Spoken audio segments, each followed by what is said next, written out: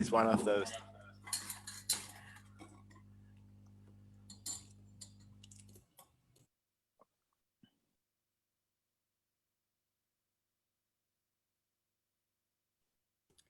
If you want, we can wait a couple more minutes and then we will start. So.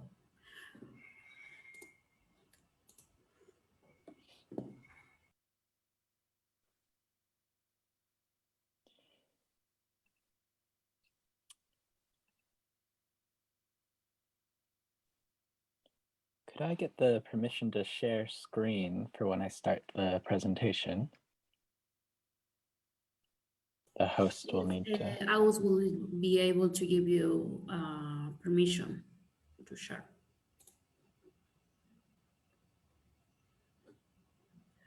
Okay, we are live, so I will present myself and start a little bit and tell you how it's going to work this presentation. At this moment, well, my name is Shai Ricciardi. I work in Coop. There is a software development co-op here in Argentina, and we are part of FACTIC.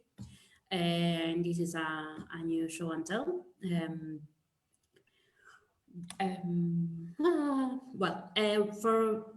To start, we would like to make a brief statement about the platform that we are using to communicate in this show and tell edition. Although in this occasion that we have to use proprietary tools, in fact, we support to use and develop in development of free software. So this is why we will continue to work in order to that all the tools we use are consistent with these ideas and belief that we support. So that's what we want for all to know, that we believe in this in Fractic, and also I think that many are contacts in different parts of the world feel this way. Well, so I will let you know a little bit how is working this show and tell. The first half we will be a presentation that will be provided by John. That now we will talk about a little bit about him. And the other next part, the other half of the 30 minutes, we will have a Q&A section. As you can see, we are streaming and recording this talk, so please have your mics mute during this whole section. And if you don't want to appear in the record, please turn off your camera. That would be great. If you have any questions for the second half, please send it through the chat that we have here in Zoom, and then we will be looking for that. Without further ado, our guest today is John Guerin. I think I am pronouncing your last name correctly. Okay.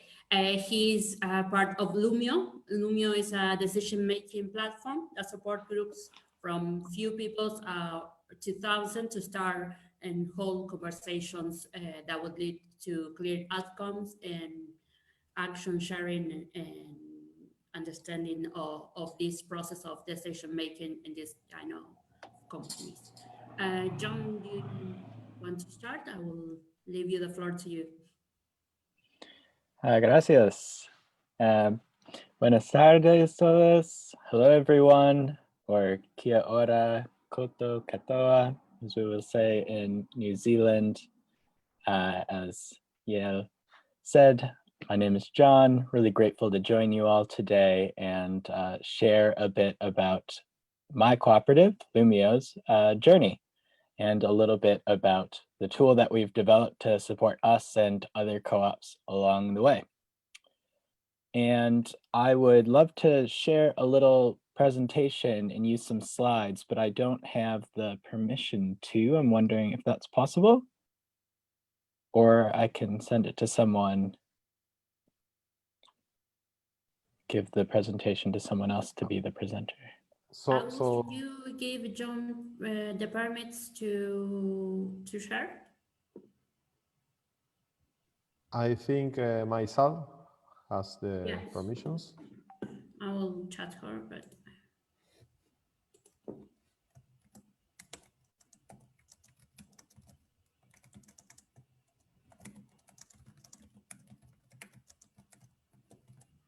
Where do you have the presentation, Sean? In which format? I have it in the cloud using Google Slides, so I could share it to somebody else who has permissions to share also, if that's necessary. I just asked Alice to give you permission. Just give me one moment.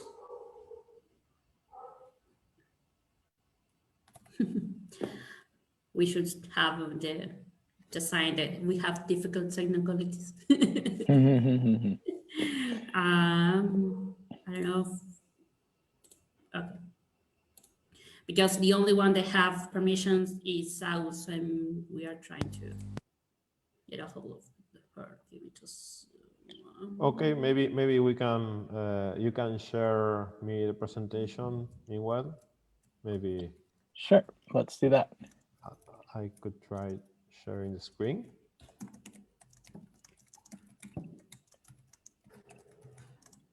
I think you have my email, right? I should do, yes. Just grabbing it now. But do you have permissions, Nico? Yeah, I'm not sure if you would be able to I think share screen either. I think I don't know. At least I see the share screen boot. No, you had to try sharing. Yeah, hit the button and see. Yes, because we all see it, but okay, we don't have the okay. permits. I thought that if I saw it, I would try. It's okay, don't worry. No. I'm sorry, just give us a few seconds. We will sort it out. In the meantime, would you like to tell us the common jokes you receive? Yes. You come from the future. What else? Yes. Anything yes. about kiwis or anything else about kiwis? or We come from a very small island. We don't figure on, well, this is maybe not the best joke, but I don't know. We play a cooperative board game that is called Pandemic for the times. And New Zealand isn't on the map in this board game. They just didn't put it on there. And so we figure this is part of how we manage to survive and how we're doing so well these days. And so you're completely prepared for this situation then. Yeah. yeah. So you don't have cases, right? We have only under 100, and they're all contained. Yeah. But yeah, well wishes to everyone watching this and to you all here. It's good to know that in the future there's no COVID. So. Well, this is contained in the future. There you have another joke. He combined. Another joke other than living from the future. I'm sorry. I was telling me that you have already the permits to share. If you can try. And we're go. Yay. All right. Yes. Cool. So again, John here with Loomio. Yeah, and happy to talk to you all about cooperative decision making and Loomio's journey. And so Loomio was started really out of the 2011 Occupy Wall Street movement in Wellington of New Zealand, Aotearoa. And it happened that there's a bunch of people going and saying, hey, there's a bunch of things that really need changes here that's not working for a lot of people. And they're meeting day after day in a public park, just like many of the Occupy Wall Street movements were across the world at the time. And one thing that they noticed was that it's only these oftentimes able-bodied people who can walk down here, and the people who don't have to be working a day job who can come and make decisions with us. So even though we're doing this in a new way that's more inclusive and we're leveraging our collective intelligence, it seems like only some of us can show up for that. And so with that kind of challenge in mind, Loomio, the people who were at that encampment went to the local freelancers cooperative and co-working space. They met some of the folks working in tech there who also had dreams of trying to do significant things with the technology they produced, trying to do things for good. And they started dreaming up this idea of Loomio with this vision of everyone being able to participate in the decisions that affect their lives.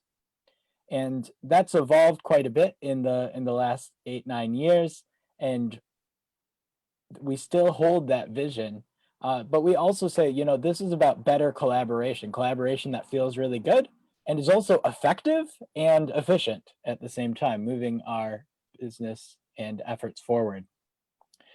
We have a lot of different kind of groups that use Loomio, from companies to nonprofits to government.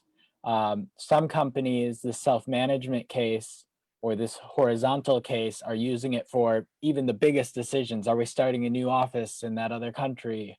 Are we, you know, how are we doing with hiring and firing and pay scale, and who can see the pay scale of other people? Even some companies have made these decisions on Loomio. Grant and funding approvals, boards and committees trying to save time, save money on meetings and not have to meet as frequently, or be able to move things in between meetings. These are things that people come to for Loomio. I won't go too long here, but just to, as I haven't shown you the platform, just so you know, it's like a lot of discussion forums you've seen, but our innovation is around adding these tools to facilitate engagement and decision making. And I'll come back to this later in the presentation. So again, I'm John. I've been working in the sort of participatory democracy movement for 11 years now, or 10 years coming on 11. I started actually in a similar to Occupy Wall Street movement in Wisconsin, in the Midwest of the United States. That was the Wisconsin Uprising. And from there worked with the labor movement for a while before eventually coming through kind of community engagement, community development into the tech world. This group of humans you see here is Inspiral, which is the network that grew up alongside Loomio. And Inspiral is a entrepreneurial cooperative network of folks trying to do social good and ecological good with their livelihoods. How can more of my day job be changing the world in the ways I want to see it? And how can it feel good at the same time? So I am a member of Inspiral, as well as being a cooperative member and worker at Loomio. I lead up the customer success work of Loomio, or group success, as I like to say. So I'm there for customer experience. I'm there for setting goals with our customers. How are you going to implement this, setting expectations about how long it's going to take to get those wins that you see as possible through our platform, getting your group to those clear outcomes, shared understandings, action, greasing the wheels.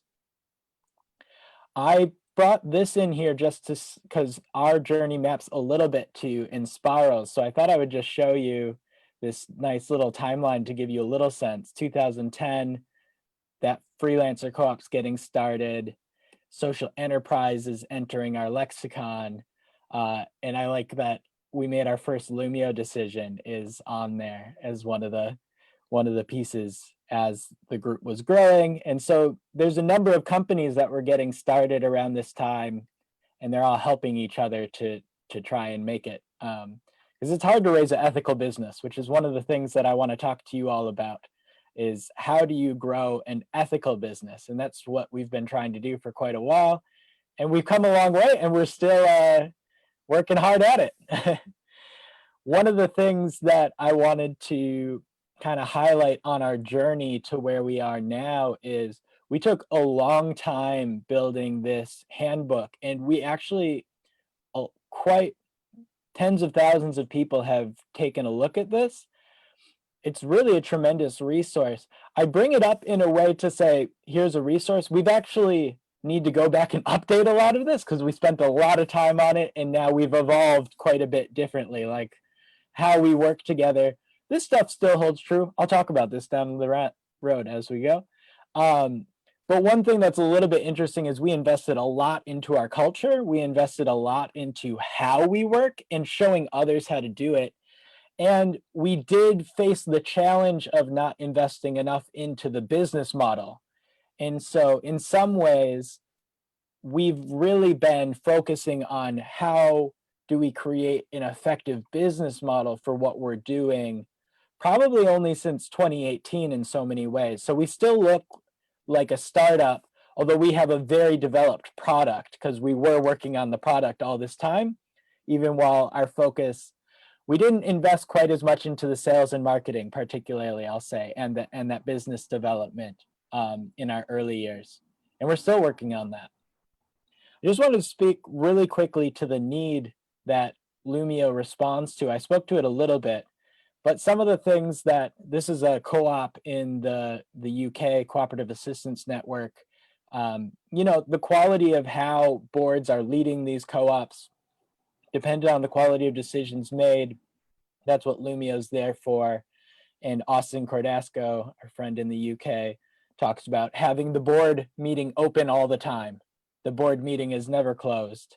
Continuous governance and being able to be more agile, responsive, leading to resilience.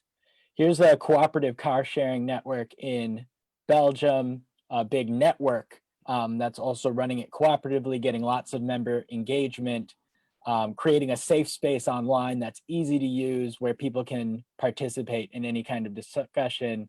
People can get buy-in, be owners of the things that they're a part of, leading to engagement and a better performance in teams. And finally, our friend Richard Westlake from Westlake Governance here, you know, you can't do governance by email. Oops, sorry about that. Lost my, that's a good old tab killer.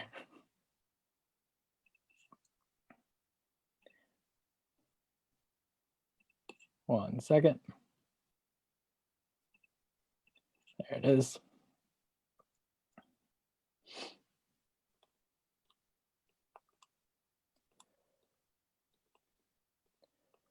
Great. So I want to bring you into the platform a little bit, and because it also speaks to how we run our co-op. And so at the broadest level, Loomio has groups within which there are discussion threads. We use the discussion threads to run proposals or polls. There's different ways of getting input and visualizing it. And we use that input then to declare outcomes. Loomio doesn't dictate how you declare an outcome or what that outcome is. The proposal and the polls is just a way for you to show how the group is feeling about something or surface dissent or other ideas. And then based on how your group has decided how to decide, somebody in the group declares the outcome. So our primary thing is we've got these discussion threads with these tools inside them.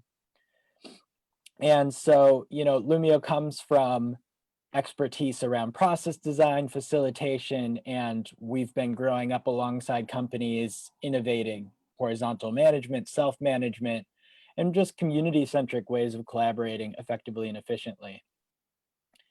I just want to back that claim up that we have some expertise in facilitation around decision-making and just kind of point out a little bit where Loomio sits. You know, Loomio can be used for all of these, autocratic, where one person's just saying, I'm doing it, down to consent, which is kind of the style of decision-making that is maybe the most conducive to Loomio, although advice is totally usable. But this is kind of the methodology that we come out of, is consent-based decision-making. But yeah, Loomio supports just about any kind of decision-making. Just to give you a sense what advice process is a form where you consult, but ultimately one person's going to make the decision. So I might make a decision after I consult anybody who's impacted, anybody with expertise, and go and do it. Loomio works very well for this, for recording these kind of decisions, for getting the input and collecting it in a really easy way that doesn't slow me down and that everybody can see. And here's how advice sits alongside kind of group decision-making forms like consent or consensus or top-down. So consent-based decision-making, and this is, I don't like this framing of we all agree. It's more about everybody's willing to say, okay, that's safe enough to try. We're really talking about proposal-based decision-making, and that's the kind of decisions that we've put as our main form. Here's a little screenshot from our app of starting up a proposal.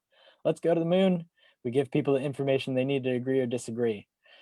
That said, we have a number of other pieces that can help inform how decisions are made, inform how actions are taken, everything from time polls, I'll show you an example later, dot voting score polling, ranking things on different criteria like you've seen in surveys. This is all information that can help you make better decisions as well. And ultimately, we're advocating for asynchronous decisions as well. Asynchronous, probably a lot of the tech co-op folks here will have a sense, but just to bring it to our heads, email, the bulletin board, when you write it is not when somebody's reading it. There's a lot of advantages to asynchronous. Remote teams, distributed teams working across time and space, but not just those, 24-hour operations when we're not all in the same time or in the same place at the same time, or it's hard for us to find meetings. And we reckon all teams can gain something by moving some decisions online.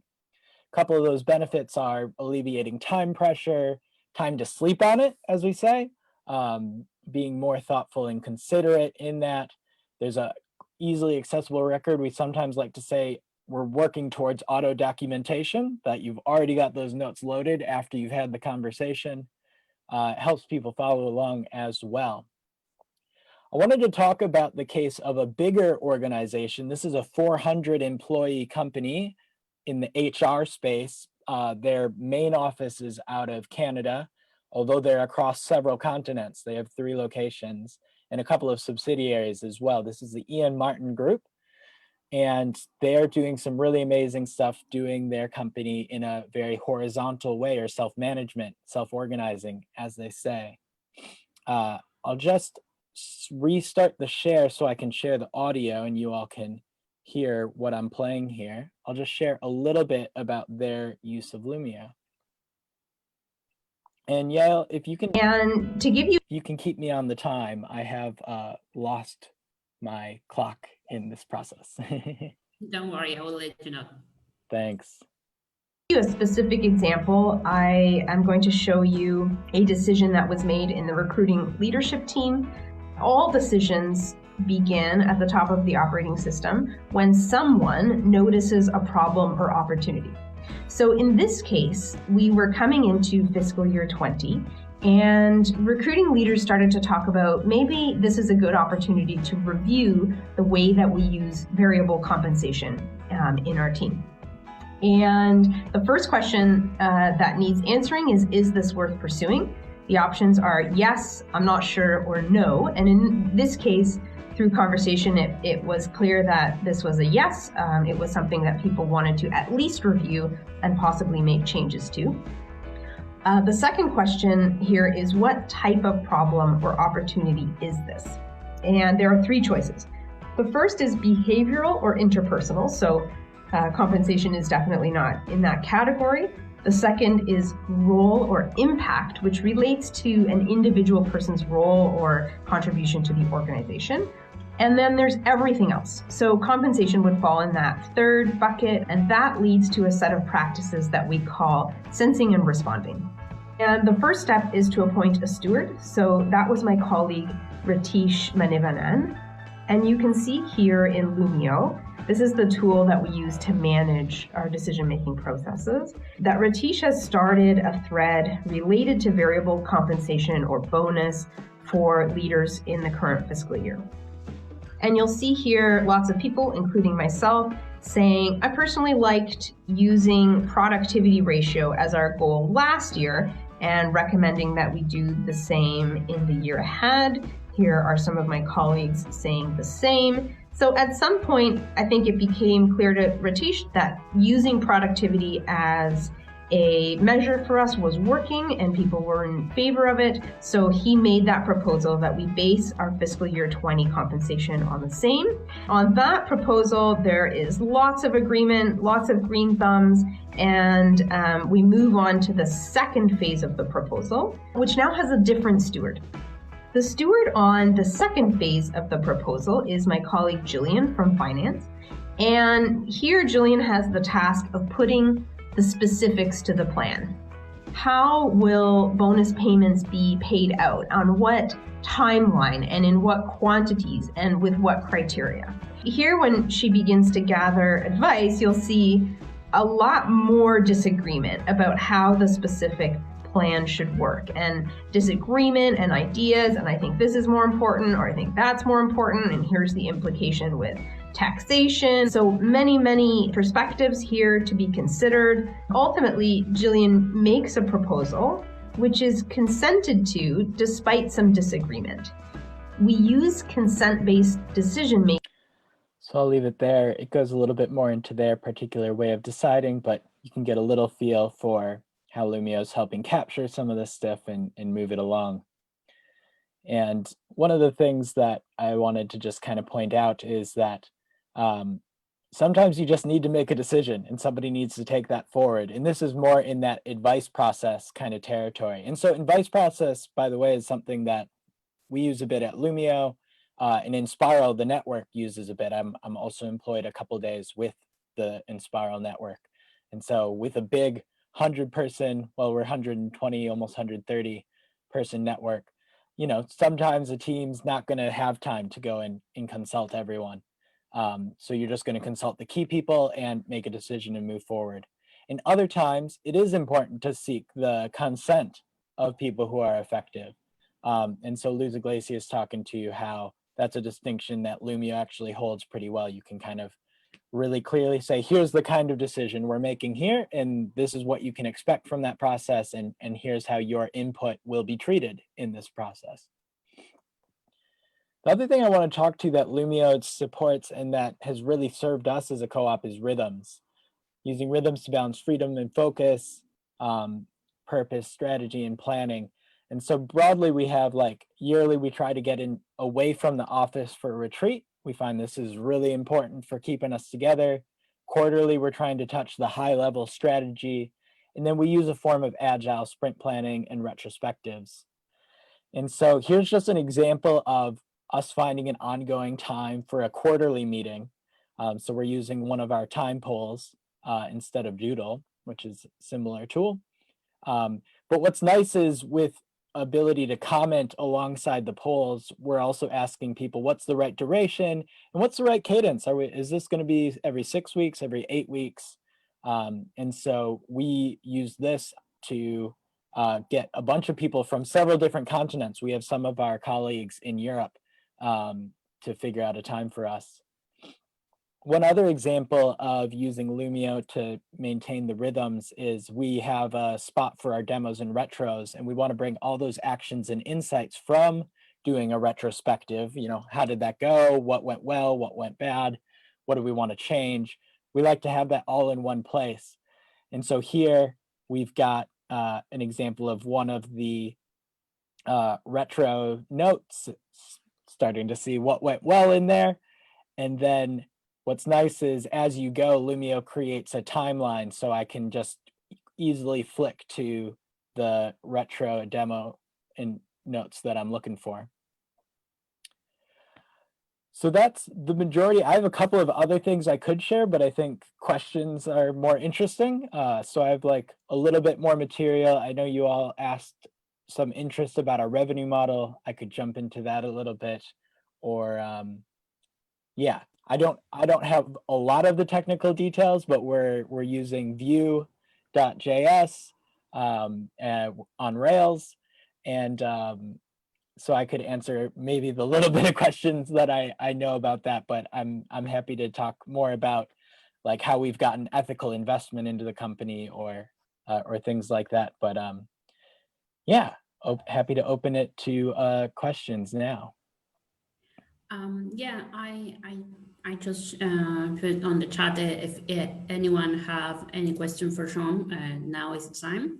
But in the meantime, if you want to tell us about this last point that you were talking about, the business and everything, that would be great. Or we can continue. You can continue to share your knowledge about all this amazing tool that we are seeing. If you have any questions, we will find a moment for that. Oh, well, yeah, if nobody's raising one now, I will just go on to share about the... Sorry, I do have a question. Yeah. Well, I was going to ask you, one of the things I was going to ask you to explain about the capital investment, ethical investment. But before I had one question, I'm not sure if I didn't get that or it's okay that I didn't get that. But I have a question. Is that when we first heard about sociocracy, we learned about a concept that was a critical concern or something like that.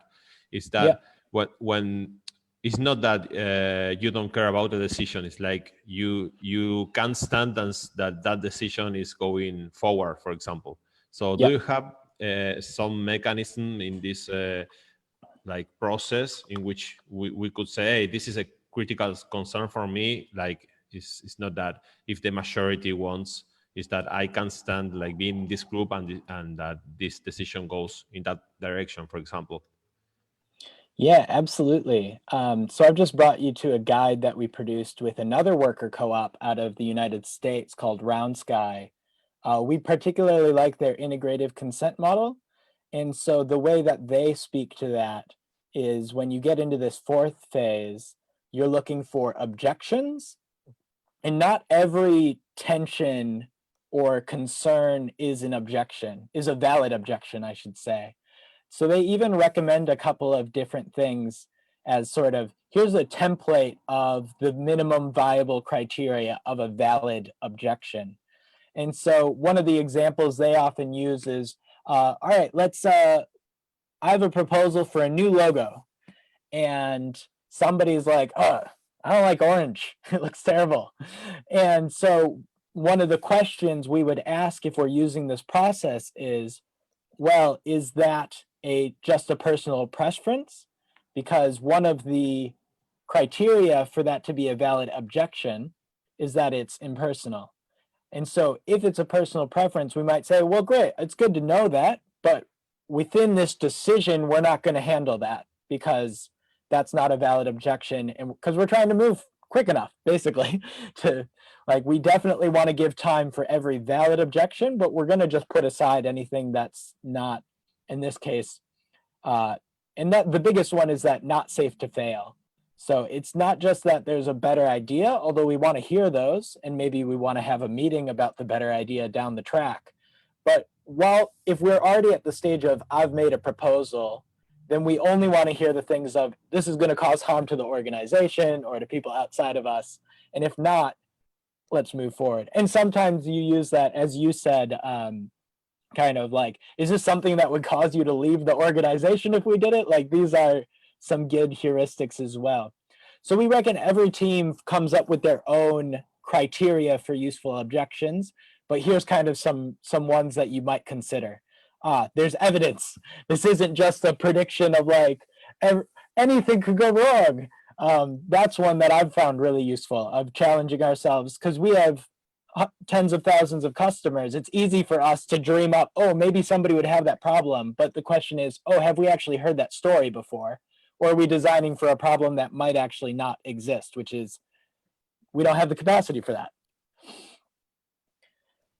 Okay, thank you. And another question that is linked to the previous one is like, do you measure or do you have something to measure the mood, people's mood? For example, it came to my mind that maybe today I'm feeling in a way in which I'm more like open to something that I'm not really sure, and I will probably like vote in a positive way. But tomorrow I have a bad day. So I'm thinking about this tool that another cooperative called Camplight developed that is called Moodlight, I think, that every time you start a new meeting or you gather with someone, and before starting the meeting, you like get into this process in which you could tell to the tool which is your mood or in which mood you are. So then you can keep track the mood, the team's mood. So maybe this is something, because I'm thinking that the decision-making process is very complex and it depends on a lot of variables. So maybe the mood is one of the things. I was wondering if you have a tool inside Loomio to measure these things. That's a great question. So we do have a number of ways to consolidate input to a specific question. You know, not so surprising, we have polls and things like that where people can respond. And we are looking at putting in templates so that anybody in the team could quickly, from a specific set of options that the administrator set up, could say, oh, we want to do a mood check. And all that language is right there for me already. But it's interesting. It's a really good point what you bring up. Currently, we don't have a specific tool designed for just that purpose because we keep it quite flexible usually, but it is interesting to consider as, you know, one of the things that talking to hundreds of our groups, I often recommend people use a simple social practice we call a check-in, which is at the top of the meeting, everybody has some time to speak, typically without a time limit, to get anything that they need to on the table. And so they're bringing their whole selves into the meeting, which reveals any of that useful social information about like, I'm really tired today, or like, or I just had something happen with my family and it's going to be quite hard for me to pay attention, you know, stuff that's useful in those decisions. So it is interesting. Thanks for the question, that we might include something like that. And we Okay, actually have some friends over at Camp Light, so it's good to see them mentioned. okay. I was going to paste the link in the chat. Well, Yeah, I see I will leave it there so you have it at hand. Sweet. Yeah, that would be great, Nico, because actually Camp Light is a great tool, and I think that it can work really well with Loomio. Yeah. As we are seeing what John is sharing with us. So I think that you have another question, Nico, or there is someone else to want to question something? Have any comments or anything for John? I see some from Hector in the chat there. So as a participant in Loomio, do you use the same account for different events in different organizations, log in again to multiple teams or you have to log in again like Slack? It's a little bit like Slack in which you have a user account attached to your email, and that email-based user account can belong to several organizations that you can toggle between. Each organization might have some subgroups, and within those subgroups in that group, you have the different threads. Anonymity is definitely welcome with our platform. We have some anonymous voting features, which can be quite useful for some co-ops when you're doing a proposal or a poll and it's personal, like especially elections. Sometimes it's nice to just keep all that data anonymous. So we have some different features around that. Yeah, we've done a lot of work around the GDPR and security measures. We're really proud to say that Loomio will never sell your data. We don't put advertising into the application in any way. And we are really proud of the work we've done to make sure that customer data is on servers that we control and not in third-party hands. So we're quite proud of the stack that we've developed in that way, using a number of actually open source tools, such as Metabase for doing our looking basically the big data analytics of like how people are using our app, using things like OS Ticket for our customer support and yeah, customer support tickets, as well as MailTrain for our mailing list.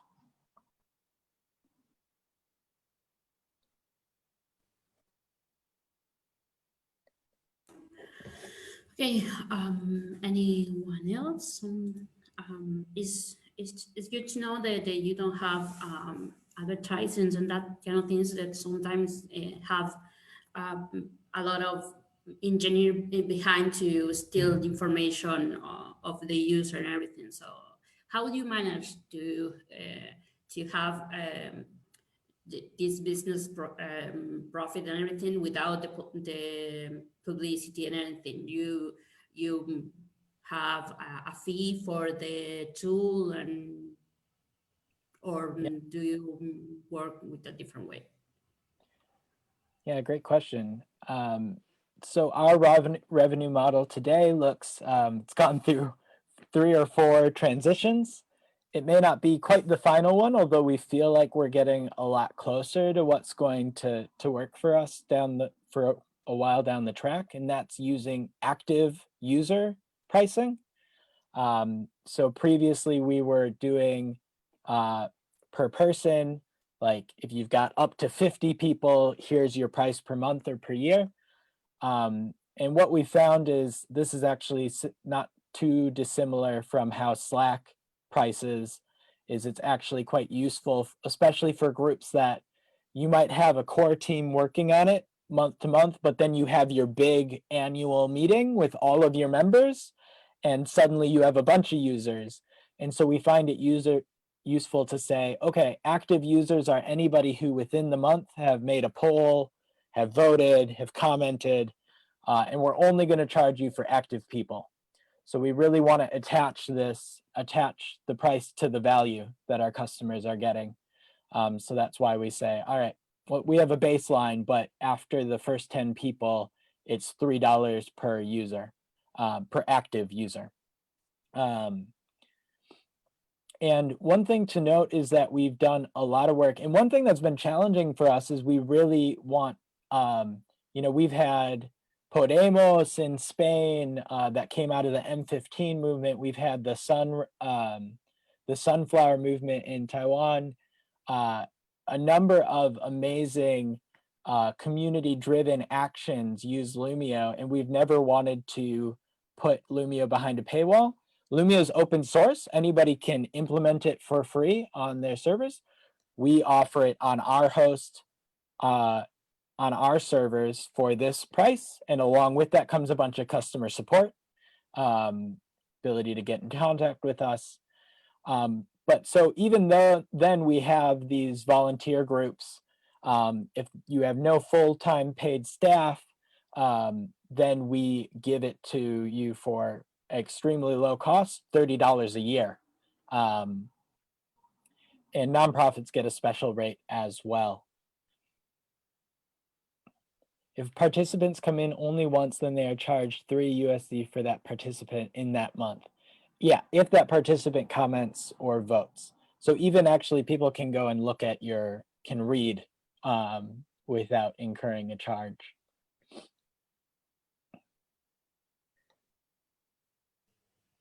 So I have one question regarding to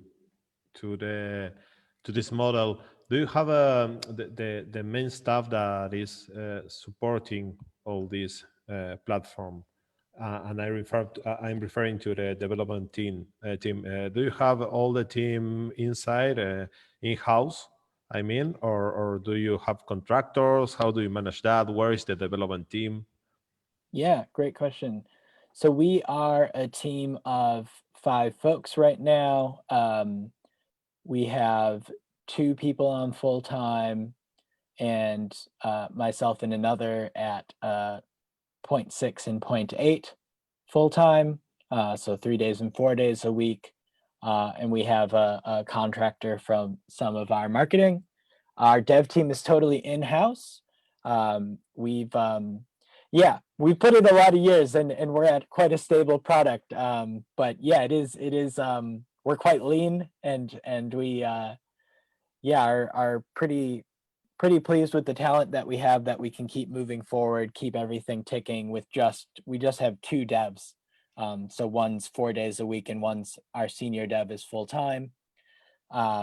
We are hoping to expand that, and we're in the process of working towards a bridge round of capital, particularly to get ahead of marketing in, as we're really finding it challenging to kind of take our next step without just a little bit more oomph there. And I'm on the product team in the sense of I do kind of some of the product owner facilitation pieces and really help kind of more on the admin side, help them navigate bringing the user feedback together and prioritizing that. So I hold that beat or that cadence with them. So yeah, as we're a small co-op with just 5 of us, we have a lot of hats. So I do some marketing work alongside doing customer trainings and helping with the sales aspect of our ongoing revenue with return customers or subscribed customers. And yeah, we all have to pitch in and participate in the big business decisions as well around investment and things like that, and owning it. One thing to mention though, beyond, so we've got 5 people on the working team, but we're not just 5 people either. So this is about capital, but something to mention about our structure is we've actually changed to Loomio. The company is now a kind of traditional looking company, but it's owned in whole by a cooperative. So we used to be a cooperative in our legal entity where we did the work, where the entity that was holding the platform and the service. And because we found it quite challenging to get investment in a way that was aligned with our values, you know, we've had some experiments with RPS, redeemable preference shares, or non-controlling shares. So people buy shares, but that doesn't give them control. We've really just come up against the wall with some of that stuff. And so we have transitioned to this model where the workers are part of the co-op that owns the product company. And we're just now on the road to selling equity of that company to bring in some more investment, again, with values aligned investors. But so this is kind of an interesting thing. But so that said, we have a board for our company, as well as we have some members of the co-op who we partner with. They do either consulting around facilitation and decision-making, or otherwise work in our space. And so it's really amazing to be part of a little bit of a wider network. Like the whole family of Loomio is more like 10 to 12 folks. And then of course, we're also part of this bigger network in Spiral. And we really couldn't do it without either of these kind of like our extended family, so to speak, to do kind of this ethical business work. Great, thank you. Because I was thinking, what is the role of Inspiral in all this like model? I was wondering if the network helped you to in some way to build this product or not. Yeah, absolutely. It's been really vital for us. We've gotten so many hires from and collaborators and advice. I found the Loomio team through Inspiral. I was in the United States and I started volunteering for Inspiral, and then had a conversation with our senior dev and hopped on the team. One of the marketing experts that really helped us kind of kick into gear was also from the network. And yeah, it's been a really great reciprocal relationship. You know, we support a number of the organizations in Inspiral, and we've been developing, and Inspiral uses Loomio for all of its governance decisions and a lot of the discussion and information sharing, and, oh, here's something hard I'm working on. Could some people give me input? Those things happen on Loomio on Loomio for Inspiral. And vice versa, we kind of take advantage of that as saying like, here's where we're at, here's what we're struggling with, and there's other people facing similar challenges that share their social capital or their experience with us, connect us to people, or here's the tool that I use, here's the framework. So it's been really invaluable for us. Great, thank you.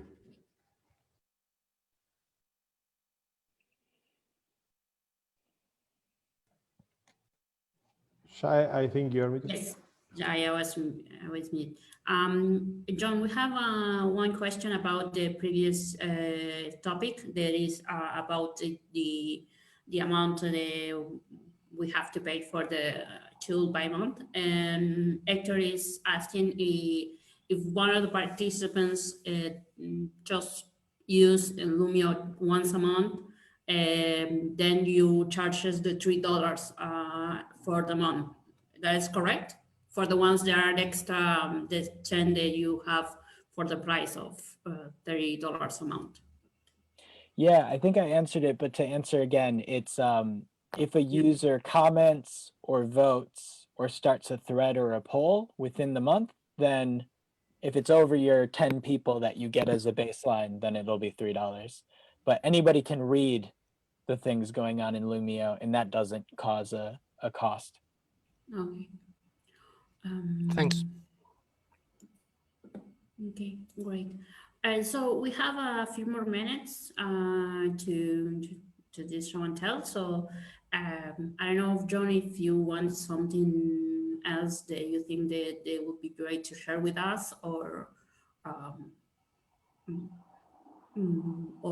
any advice for cooperative like we all have to I don't know, to get in this kind of business that you have that is global, that you have so many good and big companies and organizations, they use your tool.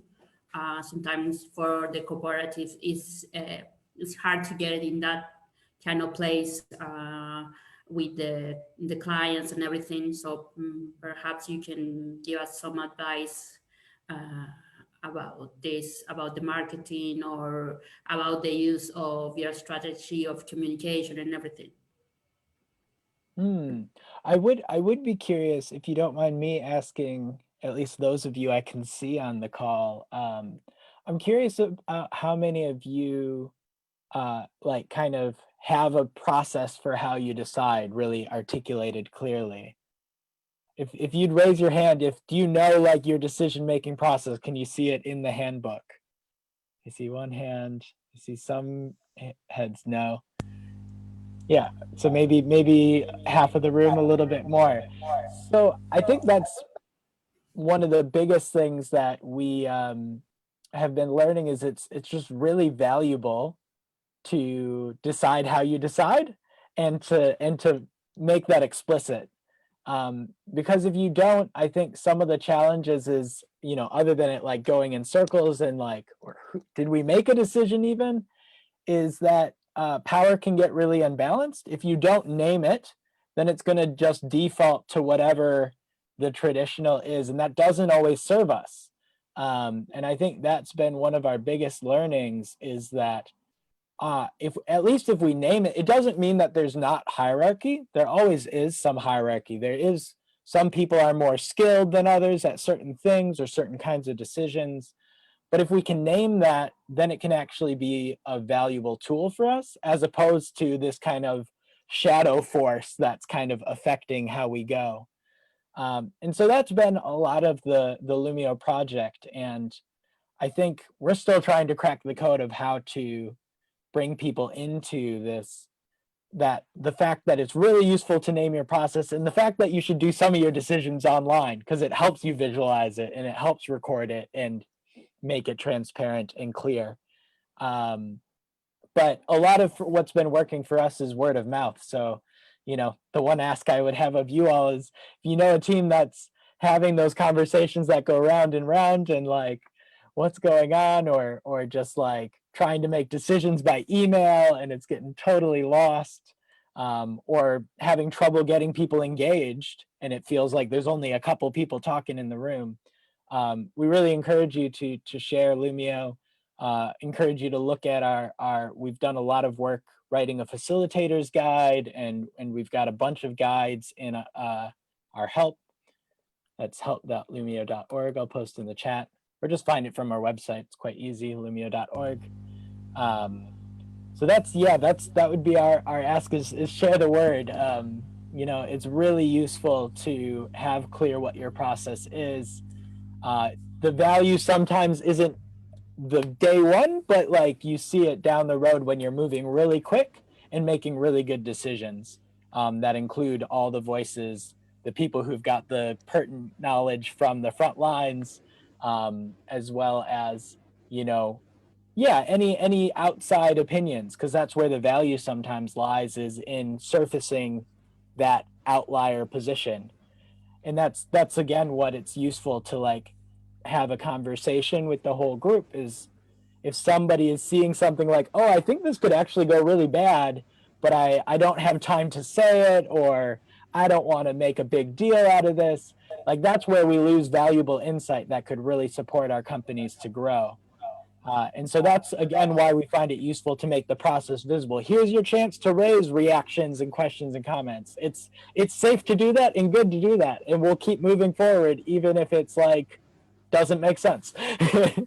No, I agree. I'm usually the one that says, okay, what do you think in the meetings that we have in our co-op? It's like, okay, you didn't say anything. You want to say something like, but I think that is really important to have a conversation and to hear all the voices. And I think that you with Loomio, you could do that. You create a great tool once again. Congrats. It's great to see that a lot of people are thinking in this and to give us something to make decision making that is sometimes really stressing and really have to be in 2 seconds now that we are used to everything to be really, really fast, and to see that someone is thinking in a best way to make this kind of decision. So congrats and thank you for all this work that you do along with your partners in Loomio. So that's. I do have a question. Yep. I saw that you have a 15 days free trial. Yes. How did you decide that? Because now I remember there's a famous radio show here that invites you to hear them for a week. And after that, you could be able to decide if you like the program or not. So I was guessing why there's a lot of applications that offer you 15 days free trial, but maybe a different approach could be try Loomio for a single meeting or 5 decisions you have to make in your organization, and then you'll see if Loomio can be helpful. I'm just trying to understand why you choose that amount of days. Yeah, great question. And I will say it was a just taking a stab a little bit, like it's a little arbitrary, I reckon, following other companies, but I think Maybe our you thinking use Loomio to that decision. I think the one thing that we have, which is really interesting, is and we're getting clearer on what's the best things to do on Loomio, but we still have people doing a lot of different things and doing them in a lot of different ways. Like really high performing teams, they might not use the proposal or the poll, but they're still making decisions on Loomio, but they're just doing it really quickly by conversation. So somebody's like, hey, just want to check if it's good. And people might even use the reaction. We have the emojis like Slack does of react. And so you can make a really quick decision sometimes without even using the really official stuff. And so we're kind of figuring, give people a couple work weeks to try and get an outcome, to try and get some either productive conversation or productive decision. And we're just now doing the work to try to understand a bit better.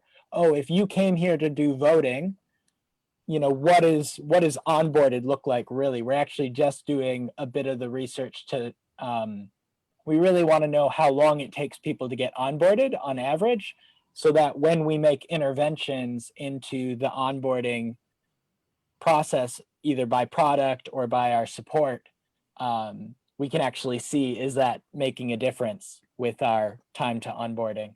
So that is something we're looking at. And right now we're just going to draw some kind of arbitrary lines by looking at our past data and then keep validating it as other changes happen. As Rodrigo said, you should use Loomio to see that. There you go. I think it's a good tool. I know what you think about it. Yeah.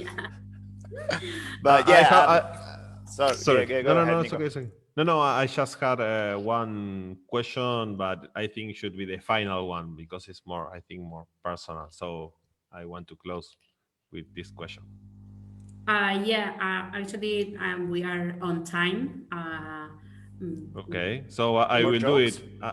No. Someone told me that you lived in Córdoba, so I wanted to ask you if you like Fernet.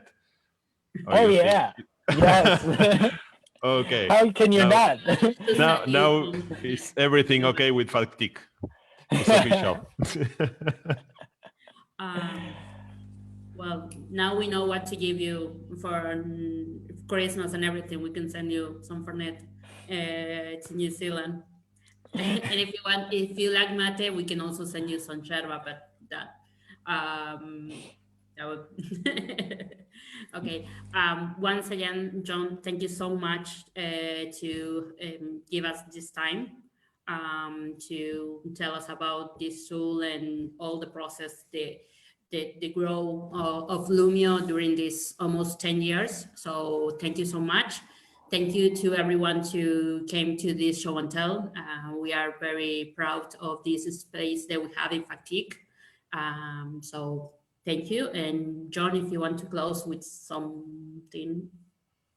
I love what you're doing. I think these share and tells are so important between co-ops and between companies trying to do it a bit better. So keep doing the good work. Don't hesitate to be in touch. Happy to support, share more lessons, what we're learning at Inspiral about how do you weave companies together in a way that brings us all up together. And yeah, muchas gracias. Un gusto. Mucho gusto. Well, Thank you. Thank you very much. Thank you very much. Have a great Friday, and we will have a great Thursday afternoon here. So thanks once again, and thanks to everyone who participate. We will expect you to the next one, to the next show and tell. They will be at the end of September. John, we will send you an invitation as well. We thank you once again to everyone. Have a great day. Thanks. A great pleasure. Bye. Bye. Thank you. And, Bye. see you. Thank you, Madam Mim.